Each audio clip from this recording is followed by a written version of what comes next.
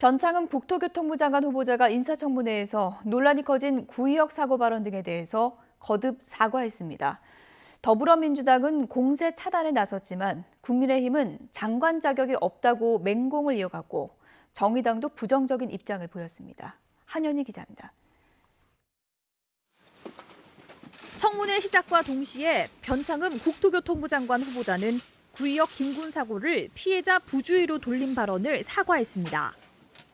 위험을 무릅쓰고 일하고 계신 모든 분들께 이 자리를 빌려 거듭 사과의 말씀을 올립니다. 그러면서도 자녀 인턴 문제나 낙하산 채용 의혹, 일감 몰아주기 의혹은 사실이 아니라고 부인했습니다. 하지만 못 사는 사람들은 밥을 사 먹지 않고 집에서 해먹는다는 과거 발언을 해명하는 과정에서 이 해명 자체가 또 논란이 됐습니다. 우리나라 문화는 아침을 서로 모르는 사람하고 먹질 않는다. 특히 여성인 경우에 이제 화장이라든지 이런 것들 때문에 아침을 같이 먹는 건 아주 조심스러운데 국민의힘은 자격 미달이라며 지명 철회를 주장했고 변 후보자는 국무위원으로서가 아니라 인간으로서 갖춰야 할 최소한의 품격도 갖추지 못했기 때문에 그렇습니다. 국민에 대한 최소한의 예의도 아니라고 생각합니다. 정의당도 생명과 인권 감수성이 박약하고 차별에 익숙한 사람이 장관이 돼선 안 된다고 목소리를 높였습니다.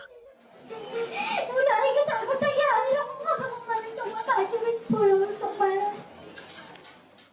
후보자가 말한 그 인식이 내 아들 죽이고 내 삶까지 빼앗아갔다. 그렇게 생각하는 겁니다. 민주당은 공세 차단에 나섰습니다. 우리 동료 의원들이 이렇게 지적한 것은 정말 문제가 있어요. 그러나 또 우리 동료 의원들도 그 발언의 앞뒤를 빼고 그것만 가지고 정쟁으로 해서 청문회도 끝나기 전에 미리 장관을 사퇴하라는 등 이런 것도 또 문제가 있단 말이죠. 비록 내부 회의지만 어쨌든 제가 아주 꼼꼼하게 성찰하지 못하고 구조도 잘 모르면서 잘못된 예를 들고 또 말을 해서 상처를 준 점에 대해서는 깊이 사과하고 반성합니다. 그러면서 청문회는 신상 털기식 질문이 아닌 정책 검증의 장이 돼야 한다며 서울 주거 공급 대책 등 정책 질의에 집중했습니다. 역세권 면적만 이렇게 500m로 하면 서울 면적 거의 한 반 정도 됩니다. 그러니까 그걸 250m로 하더라도 수많은 면적이 있는데 역세권의 밀도가 지금 160%밖에 되질 않습니다.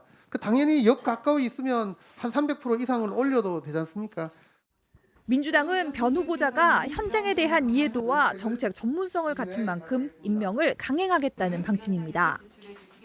하지만 변 후보자를 낙마 1순위로 꼽아온 국민의힘은 사퇴하지 않을 경우 법적 조치를 하겠다고 경고하고 있고 정의당까지 변 후보자의 부정적 입장이라 청문 보고서 채택까지는 진통이 예상됩니다. YTN 한현희입니다.